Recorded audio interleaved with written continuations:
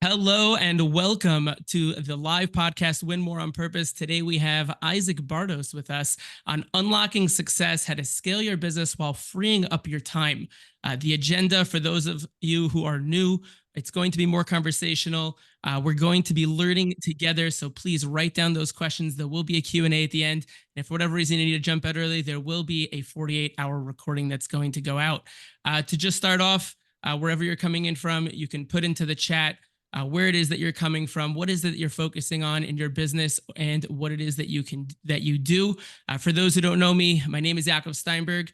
When I first went into the coaching space, I'm a sales coach, and when I first went into the space about 4.5+ years ago now, I realized that people were able to get to 6-7 figures on their own. They're good at what they do. They're passionate. Some point along the way, they learn how to speak to people, but they'd hit this glass ceiling one way or the other, either because they didn't want to be that quintessential used car salesperson, sleazy, pushy. They were doing things and just making it up as they went along, and it wasn't working anymore. And that's kind of where I came into the picture. Mindset, techniques, skills, really helping people to have that confidence and clarity and how to take it to the next level. For those familiar with LinkedIn, I've had the pleasure of working with quite a number of people that are pretty well known there, whether it be Chaya Fishman, Hody Bloch, Hody Greenberger. And thank God the companies that work with me at the 6-7 figure realm have been able to grow by even 50% in the first 60 days of working with me. Those at the 100K mark, give or take, have been able to grow by even 150% in the first 60 to 90 days. And solopreneurs just starting out, even 200 to 240% in the first 45 days. Isaac, welcome to the podcast. Tell us a little bit about yourself and let's get into it. Thank you so much. A little about me. First of all, thank you for having me on. Second, it sounds like you've done and are doing some amazing work. So it's good to hear the work you're doing and helping people. I truly believe that no matter how much money a person makes, the secret to living is giving. And if you can help other people fulfill their dreams and create fulfillment in their lives at the same time, I think that's the trifecta. So it's not just about the tactics and the money and the deals and the brand names that we can achieve and wear and accomplish and even coach. I think at the end of the day, it's like the transformation in people's lives in a meaningful way that has lasting impact and lasting changes is really what it's about. So it's beautiful to hear the work that you're doing. In terms of me, I mean, I started my first business almost 20 years ago. This is my 20th year of business. I've had 4 businesses across 3 different industries. My current business is in teaching business owners how to scale their company while freeing up their time. And we're actually in the process now of launching an AI department in our company, an AI consulting department, because a lot of companies, I really believe, need that. And the way that we're structuring it is something I haven't seen anyone else be doing. So it's actually pretty cutting edge, and I'm very excited about that. I think one of the things that makes us unique and really have the gift of helping people create lasting changes, we don't just look at, the mindset or just the strategy, which is where most other people in the coaching consulting space focus on. We look at how do we change the person at the core and then change the business at the core, and then have a from the deep inside outward type of approach in changing things. And very often, I get messages where from the spouses of my clients where they're like, "Thank you so much for transforming my husband. Thank you so much for bringing my wife out of her shell. Like, we have so much more of a better, communication, connection, relationship. She's so much more alive. He's so much more confident." The things that I hear from people are in the overflow of how the transformation in the business area wasn't just strategy and bottom line. It was creating that lasting change that spilled over into their personal life, and they're better parents, partners, spouses, members of the community. I've had rabbis reach out to me and say, "I just want to say thank you so much for helping this guy, because now 3 other people in the community have businesses and have a livelihood. And we just received, the social hall donated by the so-and-so who said they worked with you." Like, that's an amazing message, to know that there's this huge social impact. That's really what it's about. So I could share the kind of the tactics, and we're going to share some strategies and insights and maybe some perspectives that people really need and are really crucial to making a difference. At the same time, it's really about who you become rather than, how much money is in the bank account when we leave this world. Absolutely. And I couldn't have said it better myself. I mean, ultimately, at the end of the day, it's about who we are as individuals and how it is that we're going to not just impact the clients that we want to serve, but also the community around us, our family, and everything else that goes around with it. When we first named the podcast, Unlocking Success, How to Build Your Business and Scale It While Freeing Your Time, one of the things that we discussed was really taking people on a journey through the different levels that are within a business. And I always think of a business kind of like a building, right? There's a foundation and then it moves up from there. So starting within that foundation is a lot of times I believe the thought process is someone's business model scalable, or is the business model they have setting themselves up for a bottleneck? And I think the question is, how does someone know that is the first question we should start with. And then what do they do about potentially changing that? So it's interesting. You use the word bottleneck. I use the word chokehold, because I think that when someone's really struggling, they're really like they're suffering. They can't. There's so much overwhelm. I think that very often people dramatize what they're really facing. Like they'll say that they're struggling or they're overwhelmed, but really, if you look at what's really going on, it's really like they could easily handle it. They just want that empathy. They want that attention.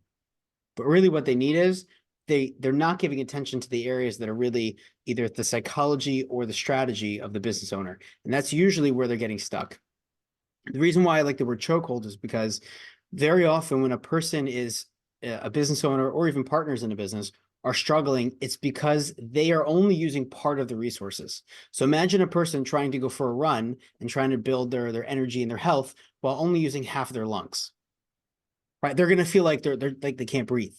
So the chokehold is really, it's a reminder that like there's something on the inside of the engine, of the lungs, of like the internal part of the systems that needs to be running that are not functioning at full capacity. And very often it's because the reason why they're stuck is because they're not utilizing what's already available to them in the proper way. They forgot an insight or a strategy that they should have been doing. They forgot certain habits they need to be spending their time on or focusing on that would be more productive. They forgot to actually create the system, which is why they're now doing things more manually and things keep falling onto their plate.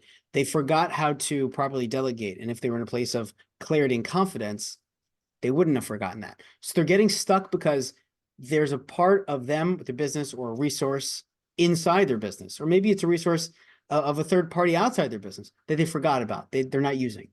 Right. I know personally, there's many times where I'll go to a training, I'll go to a conference, I'll even get off a coaching call. And a week later, I'm feeling stuck in my business. And very often it's about going back to like, well, what do I already know? What is it that I'm forgetting? What is it that I'm leaving off the table? And I'm not going back to those notes from the conference. I'm not going back to the notes from my coaching call. I'm not referring back to the things that I've already learned, but my life and my business aren't showing it. So usually the bottlenecks, or in my case, what I call the chokehold, is from underutilizing what someone already has. Most of the next level of a breakthrough is something that's available to the person or the business right now, right there. And I truly believe that because I think that the coaching or consulting comes in to help people reinvigorate those connections, meaning remind them of things that they probably forgot about, and also remind them of like where they need to be going and help give them clarity about the best path to get there. So I think that those on a high level, those are the big things. And then on a more specific strategic level, the way that we teach it in Scaling to Freedom, which is our in-person immersive program where we teach business owners how to scale their business while freeing up their time, is we break it down into buckets, right? There's three main buckets of the business. One is the SM bucket, which I'll get into a bit later. One is the M&O bucket, and the other one is the S and F bucket. And so each of these three buckets, S and M is, M&S is marketing and sales. The M&O is management and operations, which are not the same thing. And then the third bucket is scaling strategies and finances, financial strategies. So each one of these three buckets, very often when someone is struggling or they're feeling a chokehold or they're hitting a wall in their business, it's because one of these three buckets is something where they need to dive in and look at which one of these buckets is the area of specific issue. And once we get clarity about like which direction is the problem, is the challenge, is the backup, right? Or the, as they say, I get clog, the backup is going to guide them towards, okay, is it more in like the leads and closing part? Is it the cash flow? Is it in the delivery of the service? Is it in the management of the people? Is it in the processes that we have internally? Or is it that we have those things set up, but we're just not getting further? We're kind of just keep doing the same thing, right? I've seen companies that have kind of been around the same revenue level for a decade. or they've been kind of the same size and the same types of services, and they're kind of doing the same thing. But the truth is that if you stay around the same, revenue for the same decade, you're not making as much money, right? Cost of living, there's a number of things that change. So they just don't know how to scale, or they don't know how to better understand their numbers, which would then inform them how to change their marketing strategy, how to guide their sales strategy, how to better set up their management operations. And when they know their numbers properly, they can set up their scaling strategy to help them grow. So there's a number of things that could be at play. It's kind of like a person coming to a doctor and saying, oh, they have pain in their body. And then they want the doctor to say tell them what they should do. But the doctor has to understand, well, where's the pain? What's causing it, right? A person, before I did coaching, I started coaching business owners exclusively 9 years ago. Before I did that, I was coaching for a half a dozen years, just more in the dating, relationship, and career coaching, which I don't talk about that much. I probably should talk about it more. There's actually live webinars of me doing this stuff somewhere on YouTube from like 10 years ago Wow. with dating coaching. So I'm familiar with coaching. And one thing I found is that people very often want the antidote without being willing to do the work to prevent the thing that made them need the antidote, right? A person very often will come. One of my mentors once said to me, anyone will go at 1 a.m. to get a painkiller from the pharmacy, but no one's going at 1 a.m. to get a multivitamin that will prevent the thing causing the pain. So people are very willing to run away and get coaching and get guidance when they want out. But it's a matter of, the chokehold comes when a person can't breathe anymore. But what led to the chokehold is the first question the doctor wants to understand. And before I did this, I was actually in a doctorate program in the healthcare field, and there's something called referred pain. So, for example, a person can feel shoulder pain, and one of the most common symptoms of a certain condition is shoulder pain. But shoulder pain is referred pain when a person is usually having a heart attack. But the shoulder and the heart they're not the same body part. They're two different body parts. And the answer is, what looks like some symptom in one part of the body or the business might be indicative of referred pain, meaning an issue in another part of the business. So it's a matter of Yeah, diagnosing and being clear about that. and I think it's amazing, like when we delve deeper and deeper into this, and the farther we get into this conversation, the fact that so many people, and I think in so many situations, we try to diagnose the symptom rather than the actual underlying reason that's causing it. Right. So just like you said, really delving into understanding, why is this chokehold or this bottleneck happening, not the fact that it is happening and now how do I fix it, but it's really one of those underlying things I think is truly important in terms of, being able to take those next steps. I think that one of the next, question that I would have is, one of the things that you mentioned earlier was time management. And, before I go into time management itself, a lot of times, going up that next level in the building would be the structure of the building, right? So the team, the structure. How does someone build a strong team that'll handle the demands of growth? So it depends on where the business is. Maybe let's get more tactical. What level of the business is at? Are we talking like startups? Are we talking establishing? Are we talking about their first hires? Are we talking about they already have 10 to 20 employees, 100 plus employees? So let's say a small to medium sized business or a freelancer. We can start from either one. They're too small. Okay. So the first thing is, if you're starting out and let's say you have 10 employees, right? Like a smaller business, chances are the first thing is, most people look when they're stressed or overwhelmed, they're trying to figure out something, they're looking to hire first. Mm-hmm. The truth is that you might not need to hire, you might need to fire first, right? If a person is, I'll just use kind of the health example. Health is a very important value that I teach a lot of my clients as well. It's a big part of, I think a person's business potential is directly tied to how much energy they have. So the business might currently have 10 employees, and they might think that, okay, we're overwhelmed in this given area, or we're stressed in this given area, or we want someone who's going to bring more sales in another area. You want to first look at what you have already, and you want to ideally use the existing resources as much as possible. Very often, the tendency to hire someone new is because we think that if we have a new problem, we need a new hire to fix it. And that's not always the case. And that's actually one of the big mistakes of, in the way of thinking, because you always want to say, what do I have or could develop internally that could fix this existing problem? Right. This is actually one of the ways that some high-tech companies think. They think in terms of, what do we already have? What do we know or could know that could fix what we don't, like the existing problem? So you might want to let go of existing employees. That might be the problem. And kind of like if a person's changing their health, it's not about what do I add to my diet to make me healthy. Sometimes it's subtraction. And one of the first things that we talk about when we're working with clients is we talk about how subtraction is a form of scaling. Sometimes you want to pare down before you scale up, right? And it sounds like a simple concept, but it's a very hard to notice, okay, where is the area or the person? Because people only represent responsibilities.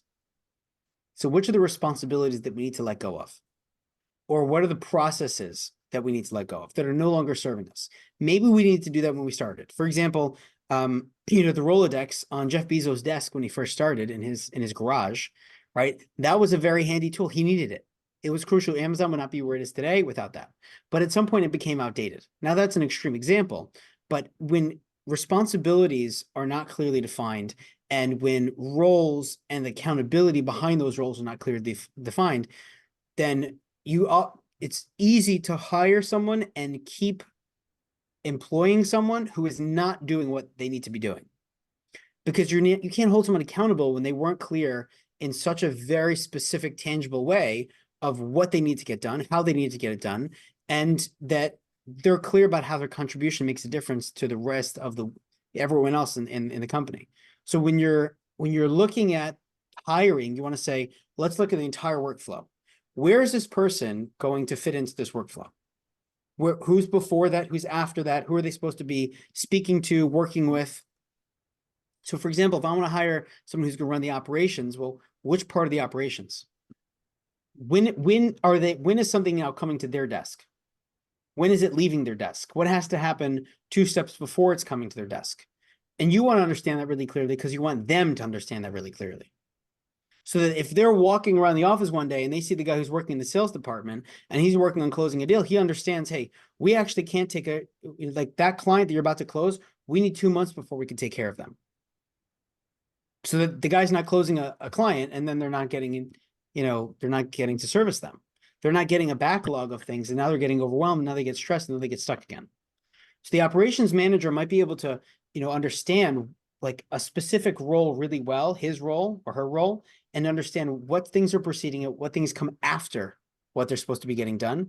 And as soon as they are clear about those responsibilities and those expectations, they need to communicate to the person who's working on the project, the client before them, and communicate to the person right after them, right? So if you think of a game of hot potato, right? Like when I was a kid, I don't know if you guys played this, but Yeah, absolutely. the game of hot potato where you sit in a circle and you all imagine that like people are passing around a steaming hot, super hot potato, and you want to take it and just pass it along to the next person as quickly as possible because you don't want to burn your hands. So the concept of delegation is very often when it's a top-down approach, it's like a hot potato. It's like, oh, here you go. But it's more complicated than just a potato. Because if you throw a hot potato, what's the other person going to do when you throw it to them? They're going to try to throw it to the next person as quickly as possible. So how effective is throwing it to them going to be? If you want them to do something with it, it's not going to be very effective. So they need to understand exactly what needs to be done so that you don't need to explain that each time. And so when you're looking to hire, you want to hire based upon capability, drive, like the hunger to figure it out, to find a way to make it work, to work the problem, to be able to problem solve. And one of the things that we talk about in our event is like, how do you do that? Right? There's three to 5 ways, depending upon the company, of how do you assess someone before you hire them to see if they're actually a fit for the role in your company. Culturally, intelligence-wise, motivation-wise, are they going to be a self-manager, or are you going to have to constantly, hold them accountable and have awkward meetings and awkward emails? And I don't want to, have this conversation with that person. So before you set yourself up to have more work to do, you want to make sure that you're delegating or that you're hiring the right people. And then instead of throwing a hot potato to them, you're going to throw them something and they're going to go, oh, I'm prepared for this hot potato. It's a hot potato for you, but for me, I'm used to this. My hands know exactly how to handle this task, the situation. In fact, I have a team member over there and I have another guy over here who's going to help me actually open up the potato, split it in half, and break it down in a way that we can manage this. So Fascinating. yeah, thank you. No, It's actually a lot it's of fun. amazing. Yeah. So then there's so many things when it comes to building a team. I mean, there's the obvious things of, you know, you want to have a person that's the right fit, but more specifically, you know, I am a firm believer that you hire for attitude more than you do aptitude. Because if you hire someone with a poor attitude, it's way harder to fix that. You can train. Aptitude is trainable. But if someone has the right attitude, they can get the right aptitude. Aptitude means skills, expertise, you know, how trained someone is. And I've hired people in my own company that have a great attitude, but zero aptitude. And I just throw them in there. And guess what? They're going, okay, great. What do I need? Anything I need to know to do that? God. And they're learning so quickly on the job and they're training themselves because they have the attitude. And I think it's the most overlooked investment. People, you know, used to look at like college degrees. I think we all have an idea of how valuable that really is nowadays, right? A college degree is yeah, okay. And this is coming A from piece someone of paper. at 3 different universities. I was in 2 different doctorate programs. Like I did plenty of, I'm overeducated in that realm. I think also Right. people, when you're looking to scale a business and get the right people on board, roles and responsibilities are not the same thing. And if they're not written, it was never communicated. I don't care how many meetings you had. I don't care. It doesn't matter how many interviews you had and what you spoke about on the interview. If it's not in writing, it didn't happen. And that's something I learned from my parents who are both attorneys, right? Any conversation or agreement or business transaction that happens, if it's not in writing, it didn't happen.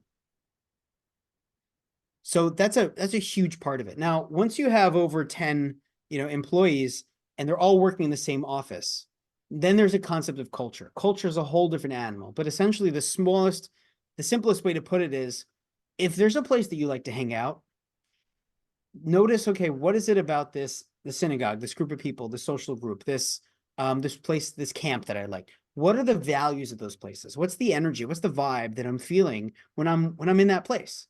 Because if there's a vibe and an energy, there's something that I like about it. That's something that you can take because those are the values of your culture. Those are the things that you personally want to be in. Can't tell you how many business owners they don't feel comfortable having a conversation with around their own employees. You want to feel ideally that the employees are people that you're comfortable around and they're comfortable around you. Because if your employees don't feel safe sharing an idea with you, then there's a clock on how long they're staying, or there's a limit on how well they're going to work for you. Because they're not sharing with you all the stuff that they're texting the friend about every time they don't like something you did or said. So you want to Right. have openness, and people talk about culture like steak parties and having like bounce houses with every employee and their kids over the holidays, and giving people nice meat platters. These are nice things, but they don't make great employees, and they don't make great culture. They make a fun outing, right? And person enjoys that for that day. But what they really want is they want the day-to-day fulfillment, and they want to feel like you're there to support them, and that the bottom guy could tell the guy in charge, hey, listen, you're really missing it here. And guess what? That bottom guy might have some of the best feedback that the owner of the business has overlooked, because they're interfacing with the clients. They might even be someone who's the population of the potential clients or customers. So you really want to have a company culture where there's people really want to listen to each other. I mean, I can keep going. There's like 10 things that we cover in the Scaling to Freedom about how to build the right team, how to build the right company.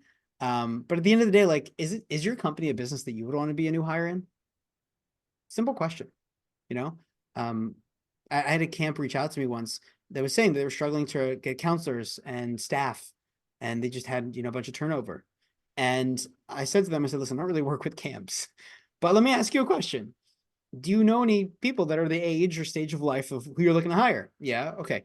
Why don't you just reach out to them and say, hey, listen, if you were going to be hired to work at a camp and get paid X amount of money, which is usually not so much, what would have to be in place for you to be interested in that job? And when they had that conversation with 5 or 6 people, they're like, that was so unbelievably eye-opening. I was like, well, very often the answers are right in front of you, like we said at the beginning. The Right. answers are available to you. You're feeling stuck because you're underutilizing what's already information or opportunity like that's available to you. You just gotta ask. Amazing. On that idea, you had mentioned earlier, and a big part of scaling to freedom, which is your program, and what we're talking about today, is the idea of freeing up my own time or the business owner's time. And you mentioned there's a difference between roles and responsibilities. So I would ask, what are the key roles that a person needs to fill their own time, to free up their own time?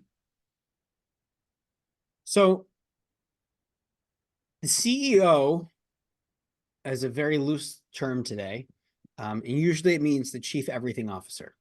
That's really what it means.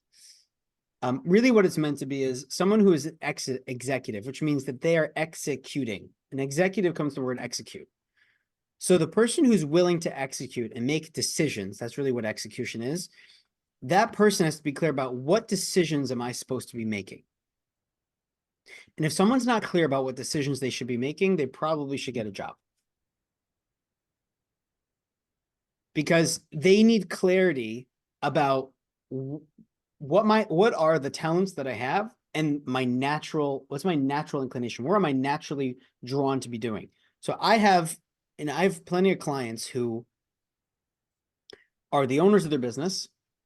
And what they found was that they got into the business because they loved doing what they were doing. And it was something creative or something that they were passionate about or something that had innovative parts of it. And it required a skill set and that personal touch. And over time, they had to hire someone else, and they had to hire someone else. And now everyone else was doing the very work that they used to do when they first started out, and now they're managing and doing other things. But that's not what their passion was, and they're finding themselves starting to burn out because they're not doing what fueled them to get into this business and what would fuel them to stay in the business. Right. So then they think, oh, I'm going to get, I'm going to sell. I'm going to, I'm not really sure what's going on. And they question it, but really they just never got clarity about the role. And the truth is that the role doesn't have to change for a business owner as the business grows, because the business owner really gets the choice. If they set up the systems and they have the right people who can do the work necessary, they can choose what roles they want to do.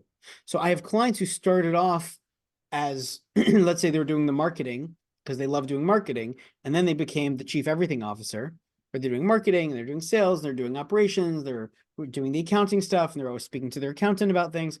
They're doing all the things and hiring and the interviewing, the office manager, and reordering supplies from Office Depot. And they just had to go back to like, what fueled me to get into this?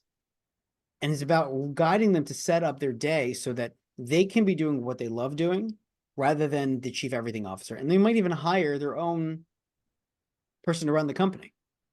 Even though they're the owner of the business, they can act, and their roles, if they choose to, can be to be an employee of the business. I literally have clients who literally sit at a desk that's around other people who are new employees. And guess what? How do you think the employees feel? How long do you think the employees stay in that company? So Longer than a regular company. longer than a regular company, because they feel like it's not like this, it's not like growing up where it's like, here's the person in charge and, they're the authority. They feel like this person actually loves this, which is why they're here. They're working with us. They're with the people, right?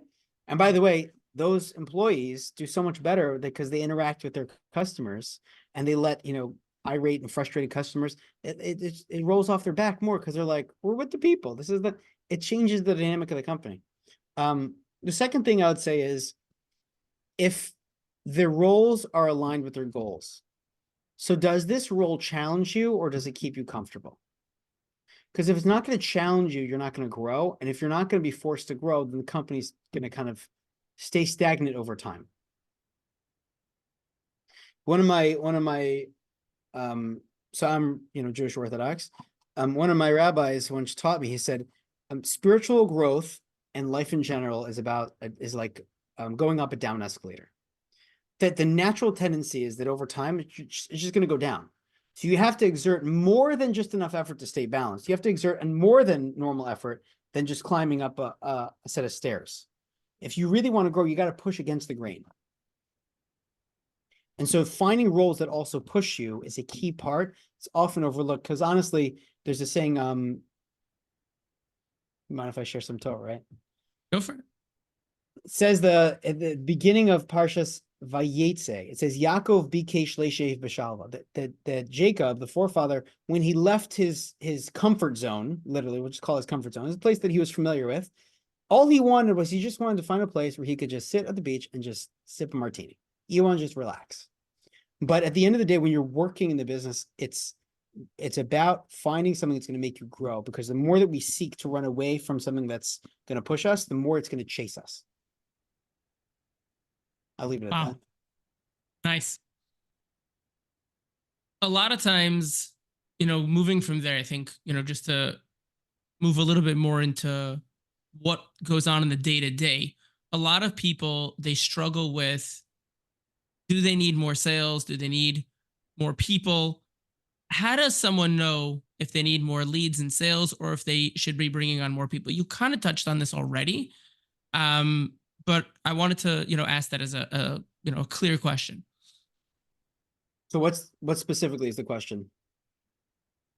A lot of times when companies are growing, they're not sure if they need to be bringing in more people to fill more space in order to create the systems and processes necessary and make sure that they're able to handle more and more, or are they just needing to bring in a lot more leads and stuff in order to keep things moving? So I would ask that question as two different questions. I would ask Okay. the first question as its own question, right? Do we need to bring in more sales?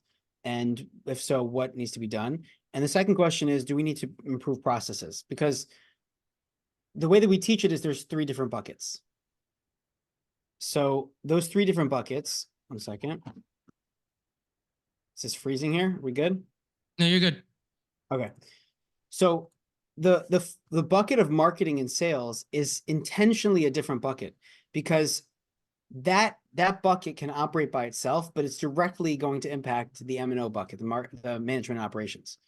So you really want to, first of all, if a company is struggling with cash flow, people often think bring in more sales.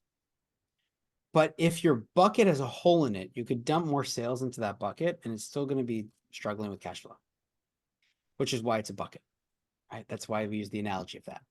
Second reason why we use an analogy of a bucket is because you can't see what's inside of it unless you really look in. There's only one way you could see what's inside of it, and it's not from looking on the outside. You got to go in. You got to look at what's going on inside the marketing, inside the sales, inside the operations. If a company is the employees and the people feel stressed or overwhelmed, you want to first focus on that bucket before you try to pour more water into that bucket, more leads, more opportunities, more sales. One, the money that you're putting in, or the time and energy that's being put into the marketing and sales, is, even if it does close, is not going to be something you're going to be able to deliver on in a way that's going to create happy, very, very happy customers or clients, because your existing projects or whatever your employees are working on, they're already overwhelmed. So giving them more is not going to help them, right? If someone's struggling to juggle 3 balls, giving them 2 more is not going to make them a better juggler. I think that's a really important point, because that's not how we think. If in the example of juggling, we're like, obviously, but in real life, we're like, oh, it's fine, you'll get to it on Friday. But if I'm juggling 3 balls and you want me to juggle 5, I can't do it. There's limitation. So you want to figure out, where's the bottleneck? And I'm going to use your example. Where's the bottleneck? Where's the person hitting their capacity? So I love the example. Listen, I love food. So some part of my kitchen analogy here. Some employees are like 10-quart pot capacity. Some are like 8-quart pot. Some are like 1-quart pot. You want to find out who's what. And you want to kind of, in your mind, have like a little bit of a labeling system of what's the capacity of each of these people.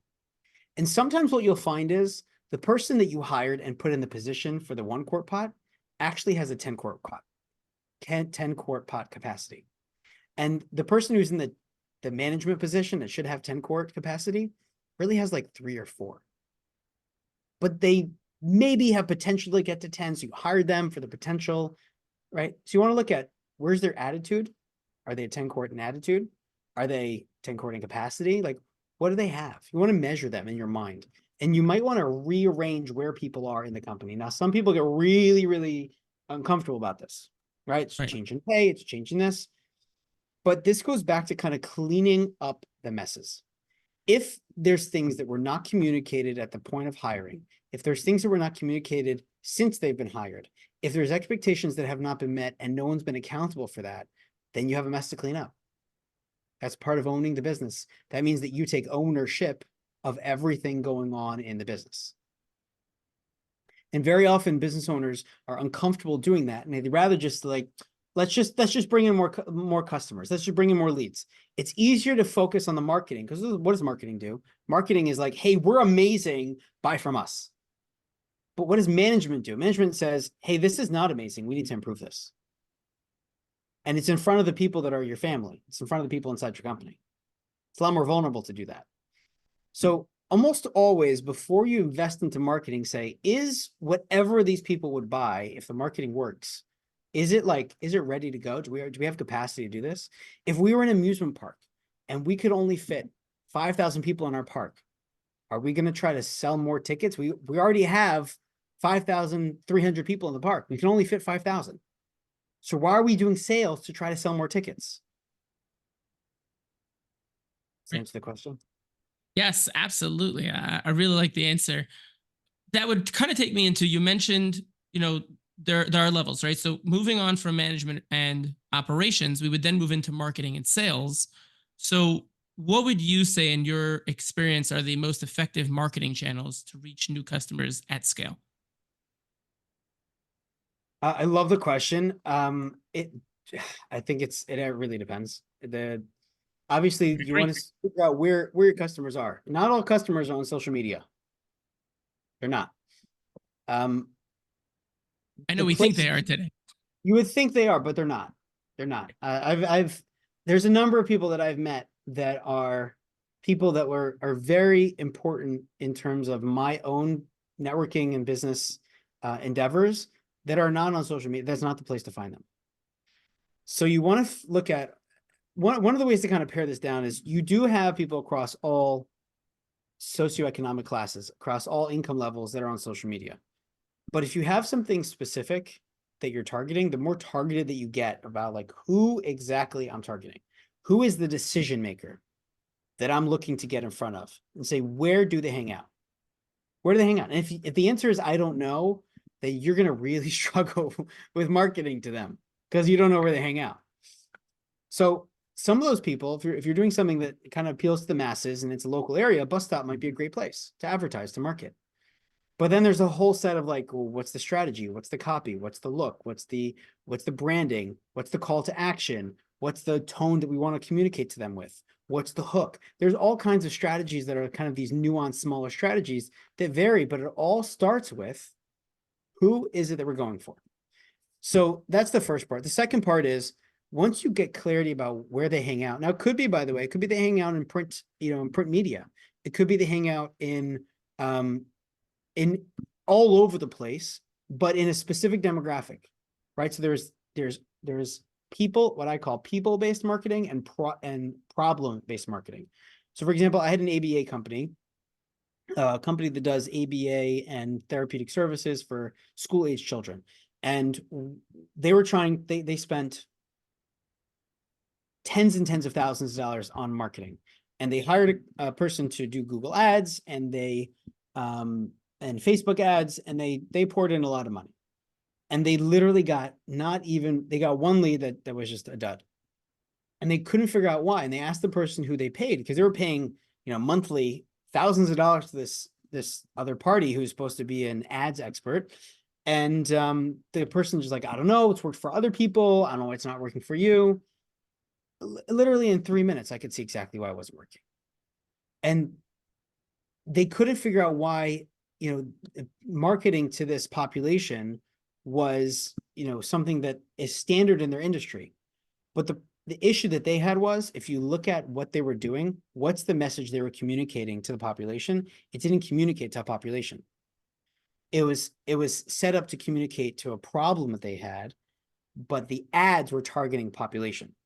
So the ads were targeting people who are in this and this and this demographic, but the copy was set up to be targeting the problem that those people had, but then not the problem that they were speaking to was not the same as the problem that the population had. Is that clear? They're two different things. So we changed the copy. Sorry, we changed the target so they would speak to the problem, because problem-based marketing is almost always more effective than people-based marketing, which is why social media is not effective for everyone, which is why when everyone says, oh, go here, go there, people just throw out an answer. You want to look at the problem that people have.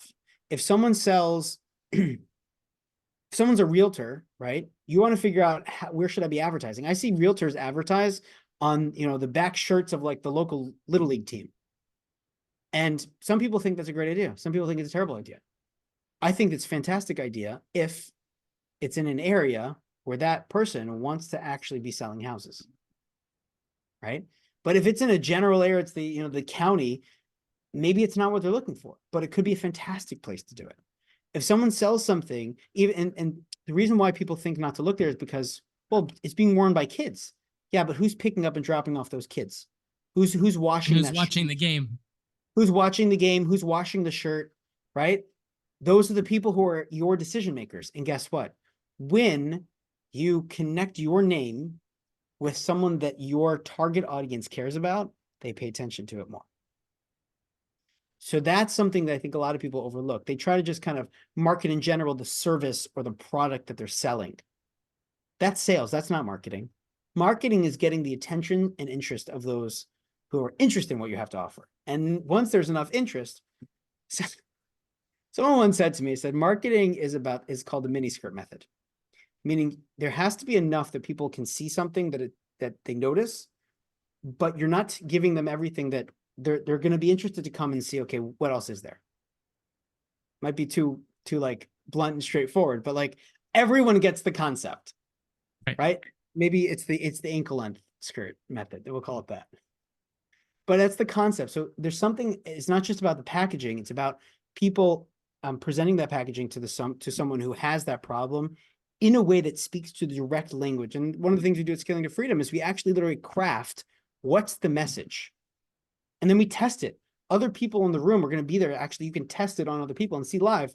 Are we getting a response? Are we not getting a response? Are we going to get someone to take action? Because very often the marketing is not strong enough for a person to actually take out their phone and do something about it and take action. Right.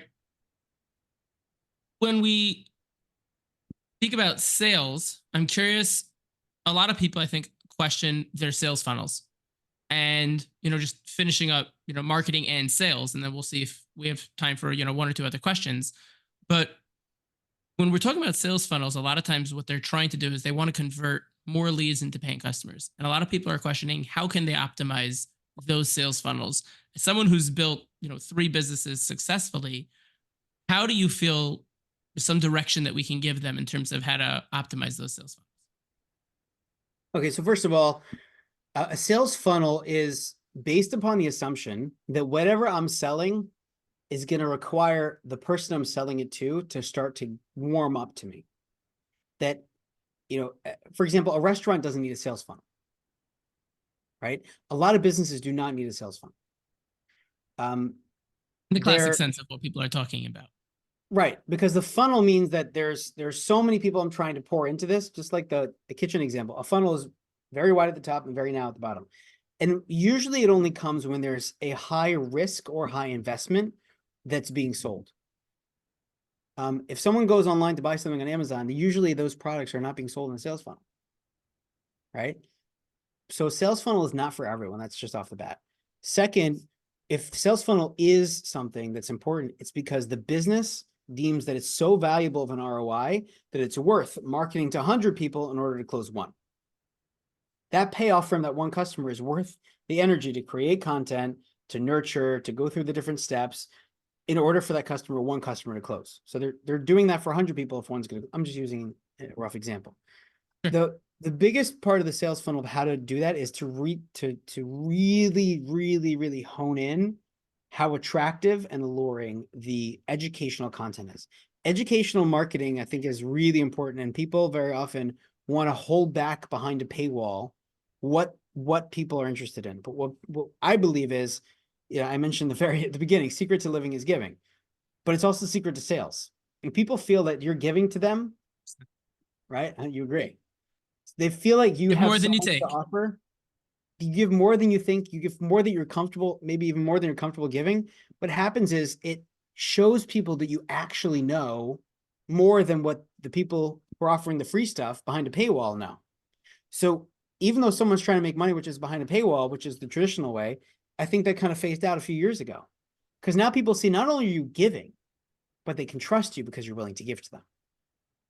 And now almost everyone has even Alex Hormozy has a paywall. His paywall is buy from me.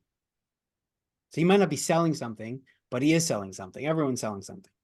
So educational content is his strategy to try to get as many people to follow him so that he has a very large pool of people who will like what he has to offer, see that he has wisdom to share, so that when they get to the level that's relevant to him, they'll buy from him. So I think that developing the customer, the target audience, knowing exactly who they are, and also having detailed buyer personas. So you want to know what are the pain points, what are the motivations, what are the buying behaviors, so clear that if you're walking down the street, you overhear a conversation, if you see the comment someone makes on a social media post, if you are, you happen to be on a plane and you notice what someone's, reading on their phone, the persona, the thinking, the thoughts, the questions, the behaviors, the types of other things that your customer buys, these things so clearly. The same way that a parent knows their child, like, would this person like this? Would they like that? If we're going to do a surprise birthday party, here's what we should do. You should know that for your buyer. You should know that for your customer. You should know them so well. And honestly, the way that social media has built is to know the customer, know the user better than their own family. There's a movie called, I'm blinking on the name, but it's about the impact of social media. And they said that they did a study where they spoke to a number of engineers who were the founding engineers of Facebook and then also Instagram.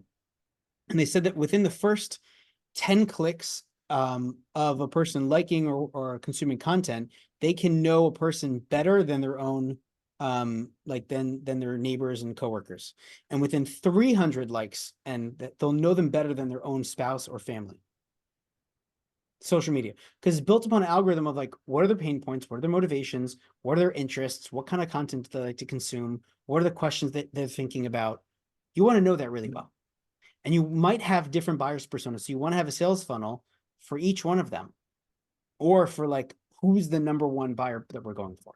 So I think that and having educational content, obviously there's things like lead magnets, and there's, mapping out the customer journey and knowing, okay, what are the stages? This person's going to be interested. So we're going to give them free stuff here. We're going to give them a free webinar. But what's going to get them to really consider to buy from us? What's going to get them from considering us and 3 other options to actually saying yes to us? So each of these things, like, it's unique to the business. It's also unique to what's specifically being sold, like that specific thing being sold in the business. Yeah, and I think that when it comes down to understanding the psychographics, which is really what you're talking about, of the people that we're talking to, so many people, they stop at the demographics. Who are they? What car do they drive? Sometimes they'll even go into and the basic, surface level pain points, but they don't really get into what are the deepest fears, needs, desires, the worries that these people have on a deep level, to really be able to understand. If you're in a room with them and you could say to them, hey, I know that you're dealing with this issue. And I know that this is making you want to quit and this is giving you so much stress. I can help you with all 3. I'm sitting over there. The likelihood, even if they're sitting at dinner with their spouse in this restaurant, is they'll come over and they'll walk and they want to talk to you because you're in their head and you're almost reading their minds as far as they're concerned, because you're in it to that degree. I think we have time for one more question before we open up Q&A. I want to jump to scalability. What have some of your clients done to scale their businesses in 2 minutes? Try to give us a little bit of an understanding on that. Okay, so first of all, the first thing is to build a strong, solid group of raving fans. If you don't have people that are going to vouch for you, that are going to go to bat, they're going to post on your behalf, that are going to be excited about it, they're going to be those people that will give a glowing testimonial, then you probably don't have much of a brand. And if you want to scale something, you need to scale in success. You cannot scale in failure. So you want to be very clear about what kind of results have I produced?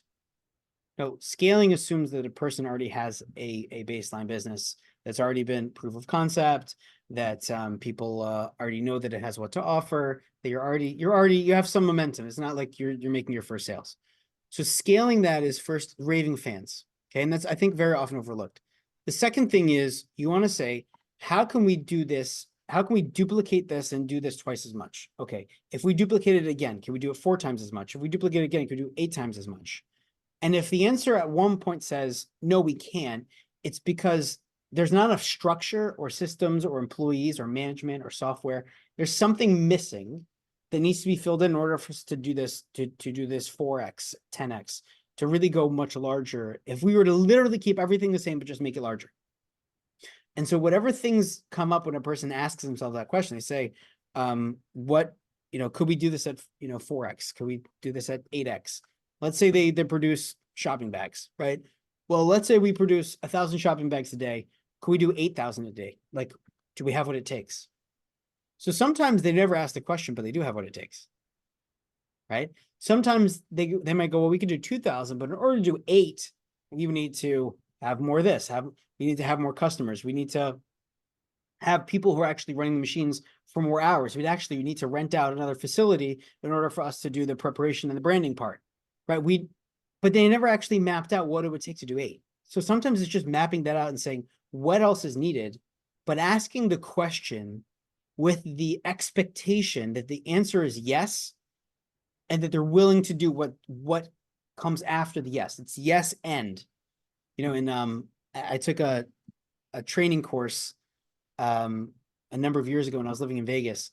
And one of the parts of this year-long training course was teaching people how to actually train companies and business owners and clients.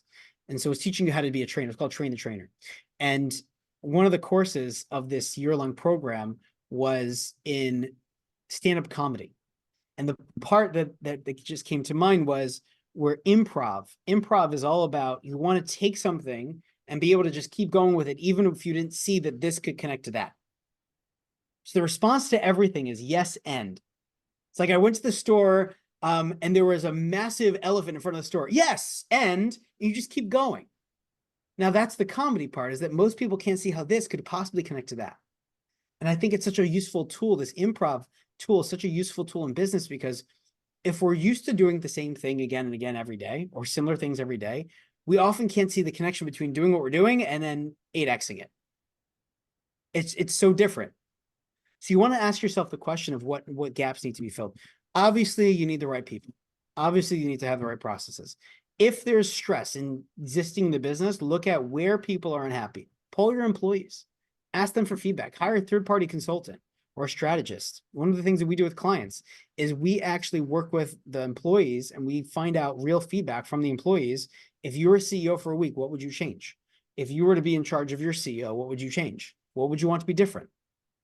And when they give that feedback, first of all, it's very therapeutic for them. But second, we hear what things from the day-to-day worker they think needs to be changed. Well, they need to change how we're ordering this. There's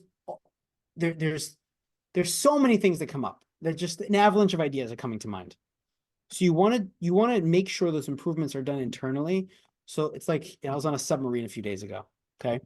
As I'm walking through the submarine, I'm like, if there was a hole in any tiny inch anywhere on the ship, the whole thing could just get destroyed. So, and everyone on it.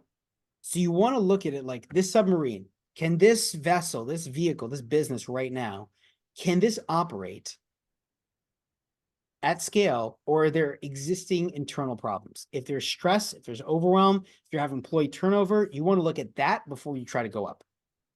No one tries to build a 10-story building on top of a 2-story building when the 2-story building is collapsing. Right? Bad idea. So foundation is the first step for scaling. Second thing is, I would say, is subtraction. Anything that you could take off. Look at your bottom 15% of your paying clients, try to get rid of them. And replace them with something that's a better system, a better type of client, a better quality client.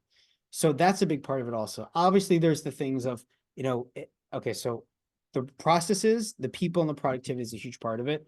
Obviously, you need to bring in more cash flow, specifically paying clients, especially if there's recurring revenue. One thing I recommend is monthly recurring revenue, people having a set amount every month come the first of the month, they already have 40K that's being billed, is already in the bank.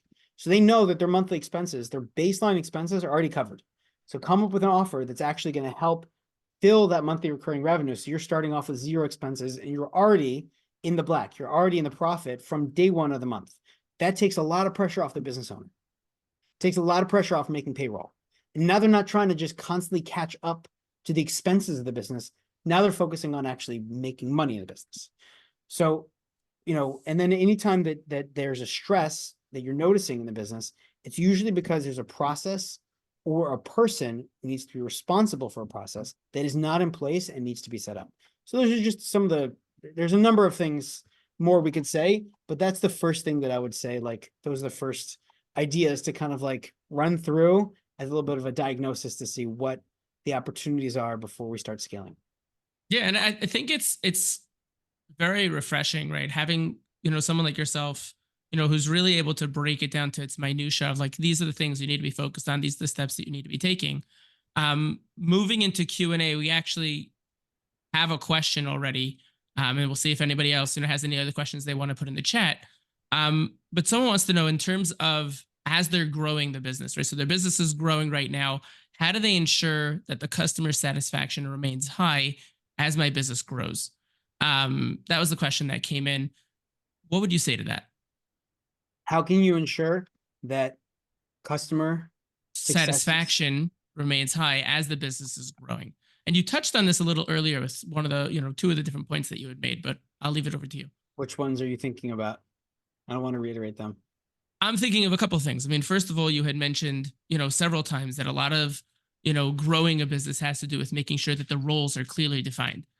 So that's one of the places that this is going to come in, right? If there's someone who has a clearly defined role of making sure that people who are coming into the business as customers, your job is to make sure that they are above and beyond being taken care of. That role will be taken care of. And as your company grows, it shouldn't affect that role in that way. They might need more people to help them to take care of the job, but that's not necessarily the role of in and of itself. That's one thing I was thinking of. The other thing that I was thinking of was from a systems and processes perspective, which we didn't touch on as much, but it's, kind of falls into the same category in the sense of making sure that there's a clear system in place when, as you mentioned, the workflow where this person needs to be in order to make sure that things are running successfully. Yeah, I think those are great points. So, thank you. So the answer that came to mind when you asked the question about customer satisfaction and ensuring that that can stay high is, first of all, I think that businesses operate similar to how people do with their standards. Everyone has a set of standards, and those standards are kind of like the baseline of like, this is how we do it. So at the beginning of Amazon, one of the ways that they built their brand and built trust when they were selling a concept that was new to the general population was, we have to build trust. And the way that we're going to build trust is the customer is always right. Customer wants something, we're going to give it to them. That's one of the ways that they actually dominated the market, is because their competitors weren't doing that. Best Buy wasn't giving you a refund. They were charging you to return something after 14 days. Amazon was saying, you got 30 days and we'll pay for your return. So when you set standards that make you stand out and make it so that people want to come to you, and that you also reduce that risk, then as you grow, you'll be able to, first of all, on a strategic level, you'll be able to negotiate better with third parties that are helping deliver your service, right? Especially if you're shipping something, because you have more volume. Second, you have standards of like how we're going to interact with the customers. And if the standards are very clear, hey, customer's always right, always see what we can do to not refund them right away, but to make sure that they're happy, send them a replacement, have them send them back whatever it is that didn't work. And, we send them a replacement in the meantime, always looking to do that. The third thing is, when customers feel heard, then they feel that they're going to listen. They're going to want to try you again. I was at a restaurant 2 days ago, and there was some confusion about something I ordered. And I'm sitting there and I turn to the person next to me, and I'm thinking, do I want to return to this? Would this person want to return to this restaurant? Like, there's so many options. Why would I pick this business again? And what I saw was that they made an effort to make it right and make it better than just right. Meaning they didn't just try to make it right so that now they're back to baseline. They tried to go above and say like, hey, would you like this? Would you like this? Can we offer you this? We're going to charge you for that. Right. So they went over what the expectations are, and exceeding the expectation was a very valuable thing. Right. I didn't expect them to offer me a free glass of wine, a free dessert, or give me the discounted price on something else, even though they gave me the next thing and they didn't charge me for the replacement. Like these are all things that they did. And they said, we'd love to see you again. We'd love to see you back. You know, happy Father's Day. These were efforts that they made. So they showed that they really cared. And it wasn't just about fixing the problem. And very often as businesses scale, they're just like, oh, you don't like that? Okay, we'll just give you this. And it's transactional, not relational. So as a business scales, you want it to feel like there's a relationship. People shouldn't be uncomfortable saying, customers shouldn't be uncomfortable saying, hey, there's a problem with this. And then when you listen, when they reach out to you, when they communicate, you want to listen, not defensive, totally listen, empathize. They might be wrong. They might be wrong in how they're communicating. One of the waiters at the restaurant said to me, he goes, thank you for being so nice about it. And it hit me like, especially in that space.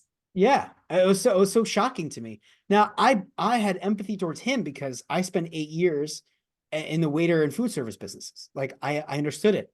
The night before, I was in a restaurant that I worked in like 20 years ago. And I was seeing like, how are the people interacting with the people who work here?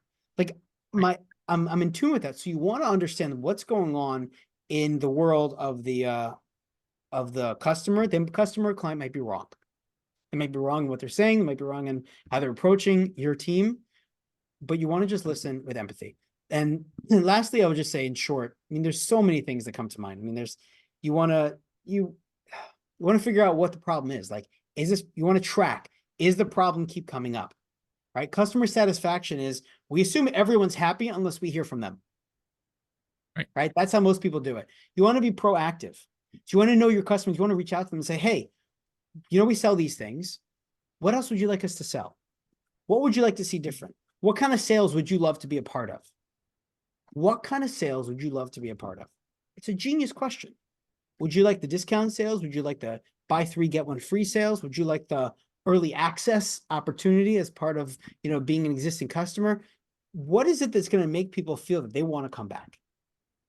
Get to know them. Tailor your offers to make them excited about working with you. And then also interact with your customers when you're not looking to sell anything. It's like communicate with them when you're not looking to sell anything. Hey, customer appreciation day, free ices. It costs what, $600, and you're going to get so much foot traffic.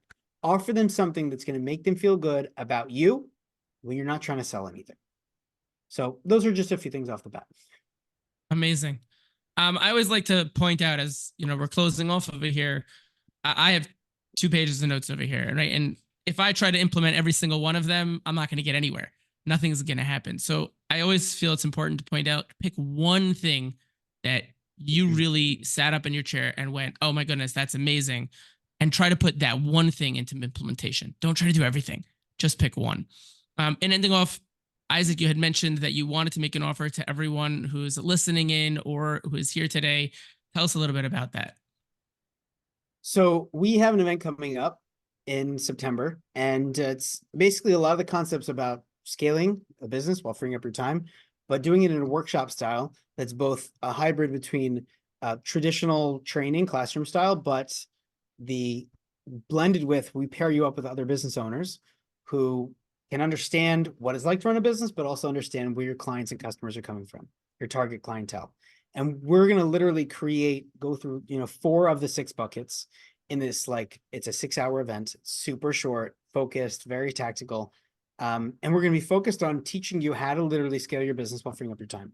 And it is such a boost. I mean, the feedback that we've gotten from previous attendees, you can go online and you can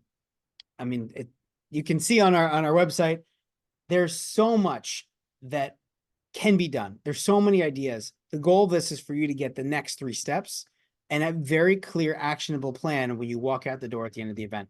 And in those 6 hours, I believe that everyone who comes in can literally get what they're looking for the next clear steps to scale their business while freeing up their time. And before you go, I would love to get a copy of those 2 pages of notes. We'll definitely get to it. It's been absolutely amazing having you on. I really appreciate it. In this live podcast, we speak about things that are timely, interesting, that people can add to their skill set toolbox. You've definitely done that today, Isaac, and I really appreciate it. Anybody who liked the live podcast today, my own contact information, my Calendly is in the chat. You could feel free to hit me up for a 30-minute strategy session to take your sales game to the next level. If you have any questions on what it is that we discussed today, and I really appreciate every single one of you for coming and for listening in. Isaac, thank you again. I'm looking forward to seeing Thank you so everyone much for next having time. me. Thank you Thank for you the so opportunity much. to share. Thank you. Absolutely.